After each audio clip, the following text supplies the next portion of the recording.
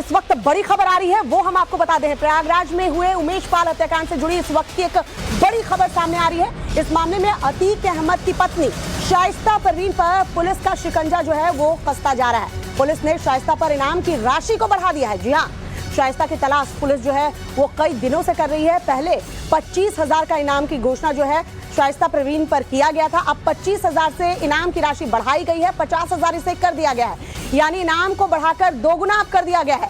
उमेश पाल की 24 फरवरी को हत्या कर दी गई थी, जिसके 3 दिन बाद से ही शाइस्ता परवीन फरार चल रही है। बताया जा रहा है कि अतीक के बिहाफ में शाइस्ता जो है इस पूरे घटनाक्रम को अंजाम किस तरीके से दिया जाए, क्या कुछ उसमें जरूरत पड़ेगी, किसको पैसे देने हैं, तमाम चीजें शाइस्ता परवीन को पता थी और शाइस्ता इस घटना के 3 दिन बाद से फरार चल रही है। जगह जगह पर शाइस्ता की तलाश जो है पुलिस कर रही है। पहले इनाम की राशि जो है उसकी घोषणा की गई थी 25,000, अब देखिए इनाम की राशि बढ़ा दी गई है, 50,000 इनाम की राशि की घोषणा कर दी गई है। पुलिस टीम बनाकर हर जगह जो है दबिश दे रही है। देखने वाली बात यह होगी कि कितनी जल्दी पुलिस जो है शाइस्ता परवीन पर पहुंच पाती है। इस वक्त हमारे सहयोगी विनोद मिश्रा हमारे साथ जुड़े हुए हैं प्रयागराज से, मनीष यादव हमारे सहयोगी जो है लखनऊ से हमारे साथ जुड़े हुए हैं। सबसे पहले विनोद, आपके पास आते हुए ये जरा बताइए, इनाम की राशि तो बढ़ा दी गई है, किस तरीके से टीम बनाकर पुलिस जो है शाइस्ता परवीन को ढूंढ रही है और क्या कुछ हाथ लगा है पुलिस के? देखिए, जितना बड़ा अपराधी होता है उतनी बड़ी इनाम की घोषणा होती है उसके ऊपर। 50,000 इनाम की घोषणा की गई है, यानी कि डबल किया गया है। 25,000 रुपये पहले इनाम की घोषणा थी, अब उसे इनाम की राशि को 50,000 कर दिया गया है। अब बड़ी जो बात है वो यही है कि शाइस्ता परवीन को लेकर पुलिस मान रही है कि पूरे घटनाक्रम में सबसे बड़ी भूमिका अगर किसी की है तो वो शाइस्ता परवीन की है। भले ही अतीक और अशरफ जेल से रहकर इस हत्याकांड की प्लानिंग की हो, लेकिन ज़मीन पर उसे एग्जीक्यूट करने की, ज़मीन पर उसे उतारने की जिम्मेदारी जो थी वो शाइस्ता परवीन को ही थी। उसी ने शूटर्स को असलहे मुहैया कराए, मोबाइल फ़ोन मुहैया कराया। इतना ही नहीं, घटना के बाद वो फरार हो सके, अलग अलग इलाकों में रह सके, इसके लिए भी उसे पैसे का इंतजाम शाइस्ता परवीन ने किया था। जो रजिस्टर बरामद हुआ है, पुलिस ने जो बरामद किया है 5 आरोपियों की रिमांड को लेकर, उसमें बहुत सारी बातें ऐसे हैं जो ये इशारा करती हैं कि शाइस्ता परवीन किस तरह से पूरे मामले की किंग पिन रही, कैसे इसको एग्जीक्यूट किया। और सबसे बड़ी बात यह कि इस वारदात के बाद वो पुलिस के सामने 3 दिनों तक रही। उस दौरान पुलिस तक नहीं पहुंच पाई, पुलिस के सामने वो रही, पुलिस उसे पकड़ नहीं पाई। लेकिन अब जब पुलिस के पास के सामने ये सारे राज खुले हैं, पुलिस का जो एक फैक्ट सामने आए हैं, उससे साफ हो गया है कि शाइस्ता परवीन की भूमिका कितनी बड़ी थी। हमने तमाम वीडियोस देखे हैं जो इस वारदात के बाद सामने आए हैं, उनमें शाइस्ता परवीन दिखाई दे रही है, कैसे वो तमाम जो गुर्गे हैं, खासतौर पर गुड्डू मुस्लिम जो है वो उनके साथ दिखाई दे रही है, उनके घर जाके बात कर रही हैं। कहा यह जा रहा है, जो खबर है सूत्रों के मुताबिक, कि इस घटना के पहले तमाम मीटिंगें शाइस्ता परवीन ने की थी और उन सब में तमाम जो गुर्गे शूटर जो इसमें शामिल है वो उसके साथ मौजूद रहे थे और उसी ने इसको प्लानिंग किया था कि कैसे उसको ज़मीन पर उतारा जाए, कैसे इस मर्डर प्लान को एग्जीक्यूट किया जाए। तो ये बड़ी भूमिका है और इसीलिए अब जो इनाम की राशि है वो 25,000 से बढ़ाकर 50,000 कर दिया गया है। खबर है ये है कि शाइस्ता परवीन शायद देश से बाहर निकल गई हो। हालांकि पुलिस इस पूरे मामले पर भी चुप्पी साधे हुए और पुलिस की टीमें लगातार उसको तलाश कर रही है, लेकिन माना यह जा रहा है कि शाइस्ता परवीन किसी सेफ जगह पहुंच गई है और शायद यही वजह है कि पुलिस अब तक उनके पहुंच नहीं पा रही है। जी विनोद, मनीष भी हमारे साथ बने हुए हैं। मनीष, जरा ये बताइए, जैसे जैसे छानबीन आगे बढ़ रही है वैसे वैसे कई किरदार जो है वो सामने आ रहे हैं। शाइस्ता परवीन जिनकी नाम की राशि तो बढ़ा दी गई है, कई ऐसे मुख्य किरदार हैं, गुर्गे हैं जिनकी तलाश पुलिस कर रही है, लेकिन फिलहाल पुलिस के हाथ खाली हैं। दिन आगे बढ़ते जाएंगे और वैसे वैसे सवाल भी उठ खड़े होंगे, तो क्या लगता है अभी तक की जांच में पुलिस के हाथ जो कुछ लगा है वो काफी है और जल्द ही शाइस्ता परवीन भी गिरफ्त में होगी?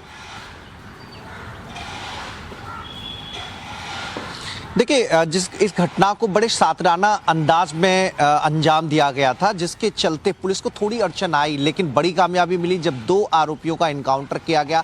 अब पुलिस ने अतीक अहमद, उसके कुछ नौकर्स को जो गिरफ्तार किया, शाइस्ता परवीन के जो गुर्गे थे उनसे पूछताछ में कई सारे खुलासे हुए हैं। ऐसे में बहुत हद तक पुलिस असद, शाइस्ता परवीन, गुलाम, जो गुड्डू है, उन तक पहुंच गई है और पुलिस के सूत्रों के हिसाब से माने कि वो दिन दूर नहीं है जब असद पुलिस की गिरफ्त में होगा। लगातार कार्रवाई का दौर जारी है। अतीक अहमद के पूरे नेटवर्क को ध्वस्त किया जा रहा है, उसकी कमर तोड़ी जा रही है। अपराध का एक बड़ा साम्राज्य अतीक अहमद का था, एक पैरेलल सिस्टम उसने बना रखा था और केवल वो प्रयाग तक सीमित नहीं था, बल्कि उत्तर प्रदेश के कई जिलों में उसका नेटवर्क फैला हुआ था। बड़ी बड़ी जमीनें उसने अपनी काली कमाई वहीं से इकट्ठा की हुई थी। तो एक एक करके कार्रवाई की गई है और लगातार अभी भी एलआईयू की मदद ली जा रही है, इंटेलिजेंस की मदद ली गई है।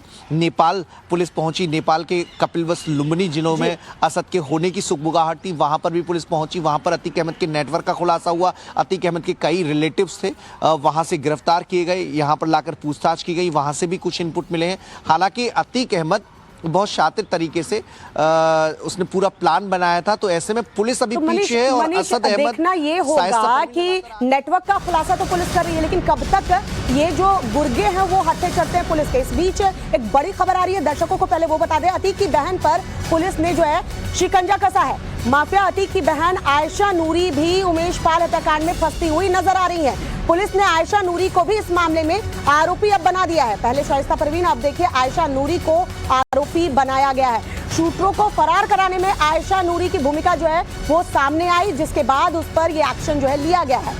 पुलिस ने जांच पड़ताल करने के बाद उमेश पाल हत्याकांड में आयशा नूरी को आरोपी बनाया है। विनोद हमारे सहयोगी हमारे साथ बने हुए हैं। विनोद, जरा ये अपडेट दीजिए कि आयशा नूरी को भी अब आरोपी बनाया गया है। एक तरफ तो ये भी कहा जा रहा है कि देखिए महिलाओं को जो है वो फंसाया जा रहा है, लेकिन क्या ऐसे सबूत पुलिस के हाथ लगे जिससे आयशा नूरी को अब आरोपी बनाया गया? देखिए, सबसे बड़ा सबूत जो पुलिस के हाथ लगा था वो अखलाक के घर का वो सीसीटीवी फुटेज था, जिसमें दिखाई दिया था कि जो गुड्डू मुस्लिम है वो कैसे मेरठ पहुंचा और अखलाक के घर पर वो रुका। अखलाक की पत्नी है नूरी आयशा और अतीक की बहन है। कहा यह जा रहा है कि जिस तरह से नूरी जो है लगातार पुलिस के साथ रही, इस घटनाक्रम के बाद हमने देखा है कैसे वो अपने भाई को शेल्टर देती रही, कैसे अपने भाई को जो है वो उसके पीछे पीछे साबरमती से यहाँ प्रयागराज तक पहुंची, तो वो उसकी भूमिका बड़ी थी। पुलिस ने जो जांच की है उसमें पता चला है कि नूरी जो है वो जो तमाम आरोपी थे इस पूरे मामले में, जो अतीक के गुर्गे थे, जो शूटर्स थे, उनको उसने शेल्टर दिया, आश्रय दिया। एक तस्वीर हमारे पास सामने आई जो मेरठ से आई, जिसमें जो गुड्डू मुस्लिम था उसी के घर में जाकर वहाँ पे रुका था और बाकायदा उसको अखलाक ने जो है वो फाइनेंशियल मदद भी की थी, 50,000 रुपये भी दिए थे उसको वहाँ से फरार होने में। ये घर भी नूरी का ही है। इसके बाद ही पुलिस ने नूरी को इस पूरे मामले में आरोपी बनाया और कहा गया है कि नूरी ने भी अखलाक जो यानी सबूतों के आधार पर ही आयशा नूरी को जो है आरोपी बनाया गया है। आप दोनों हमारे साथ बने रहिए। इस वक्त अतीक से जुड़ी एक और बड़ी खबर आ रही है, दर्शकों को पहले वो बता दें। माफिया अतीक अहमद के दिन भले ही इस वक्त गर्दिश में चल रहे हैं, लेकिन उम्र कैद की सजा काट रहे अतीक के गुर्गों को अभी भी काली रात का सवेरा होने का इंतजार है। जी हाँ, पुलिस को रजिस्टर के अंदर से एक पन्ना मिला है जिसमें यह लिखा है कि रात कितनी भी काली हो सवेरा जरूर होता है। ये उस रजिस्टर से देखिए ये पन्ना मिला है जो इस वक्त हम आपको दिखा रहे हैं। रात कितनी भी काली हो सवेरा जरूर होता है, अतीक का फोटो लगा हुआ है। ये उस रजिस्टर के अंदर जो है जिसमें कई ऐसी बातें लिखी गई हैं जिसे डिकोड कर रही है, कई ऐसे शब्द हैं जिसे पुलिस समझने की कोशिश कर रही है कि आखिर इसके मायने क्या है। उसी में ये पन्ना मिला है, रात कितनी भी काली हो सवेरा जरूर होता है। मंगलवार को जब पुलिस ने 5 आरोपियों को कस्टडी रिमांड पर लिया तो पूछताछ जो हुई उसके दौरान बताया कि अतीक के टूटे हुए दफ्तर से इन अभियुक्तों की निशानदेही पर यह रजिस्टर, मोबाइल और 2 आधार कार्ड मिले थे। मनीष हमारे सहयोगी हमारे साथ बने हुए हैं। मनीष, ये जो पन्ना मिला है और कुछ बताया जा रहा है ऐसे शब्द भी लिखे हैं जिसे डिकोड करने में पुलिस लगी हुई है। फिलहाल इस रजिस्टर से और जो दस्तावेज मिले हैं उससे क्या कुछ पता चल पाया है? देखिए, बहुत सारी अहम जानकारियां पुलिस को मिली हैं। कई सारे ऐसे नाम जो अतीक के गुर्गों की लिस्ट में शामिल हैं उनके बारे में जानकारी मिली है। कैसे लेन देन चलता था रजिस्टर में, वो सारी जानकारी भी यूपी पुलिस और एसटीएफ की टीम को मिली है।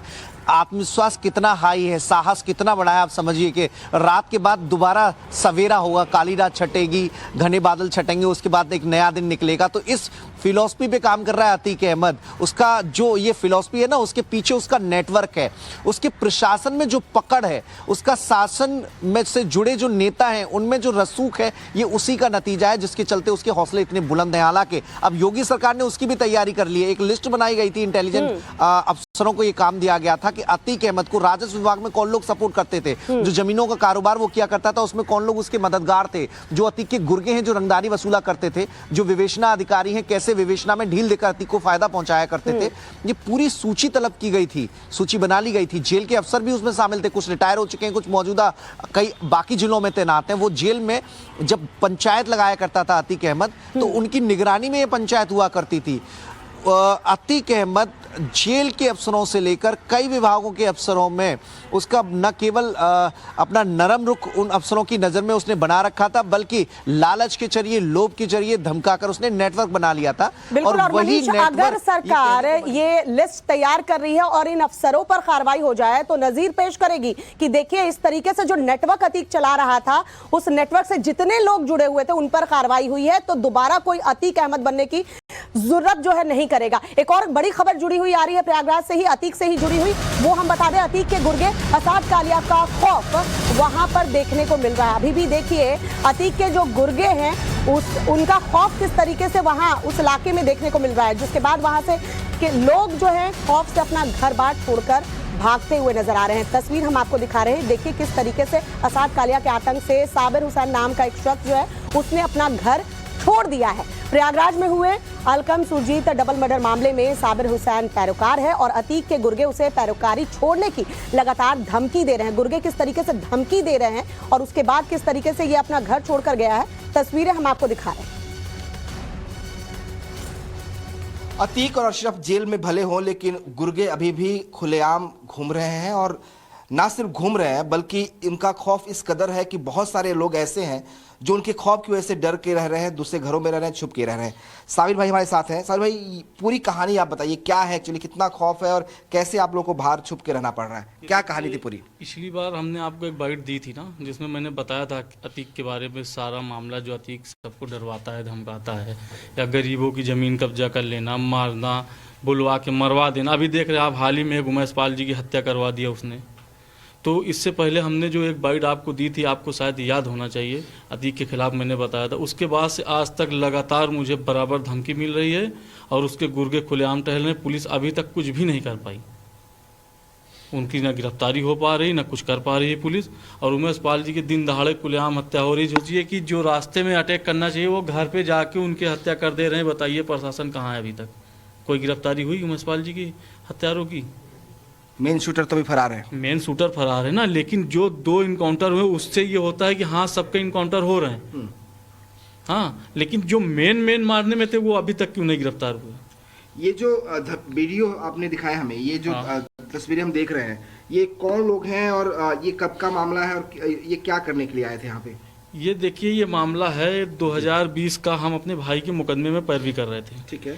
ये लोग लगातार हमको जो है बराबर रोक के दबाव मेरे ऊपर डालते रहते थे। अक्सर जो है अब्बा से बात करना, अली बोलता था। यही असद कालिया है, असाद कालिया यही है। ये अतीक अहमद का मेन सबसे खास आदमी है, जो पैसा भी और उनके यहाँ से टर्नओवर करना, ले जाना लाना, सारा काम उसका ही। और उसका मेन असाद का ये आदमी जो है नामी, ये जो है ये दोनों साथ में रहते। आज ये नामी जो है खुलेआम टहल रहा है, इसके ऊपर कोई भी मुकदमा नहीं लग रहा है, ना तो कोई इसके खिलाफ आवाज उठा रहा है। असाद तो 25 हजार का इनामी है ही है, लेकिन ये खुलेआम टहल रहा है, इसके साथ कोई कार्रवाई नहीं हो रही। आप देख रहे हैं, ये मेरे घर पे इन्होंने राइफल से गोली चलाई, पिस्टल से चलाई, आज तक इनके खिलाफ कोई कार्रवाई नहीं। 2020 का मामला है ये। इसमें अतीक का बेटा भी था, बताया आपने? हाँ, इसमें अतीक का बेटा वो गाड़ी के अंदर बैठा हुआ, उतरा नहीं। अच्छा। हाँ, असद के उतरने के बाद वो उतरा नहीं है, उसी में बैठा हुआ है। धमकी हमको बराबर मिल रही है। अगर हम कचहरी से लौट रहे हैं तो रास्ते में रोक के मेरे साथ जो है बदतमीजी की गई। मुझे रात में जो है बहुत ज़्यादा टॉर्चर किया गया। आज 3 साल से मुझे बराबर प्रताड़ित किया जा रहा है। इस वजह से मैं करेली चकिया एरिया छोड़ के मैं भाग के आके बेली में रुका हुआ हूँ।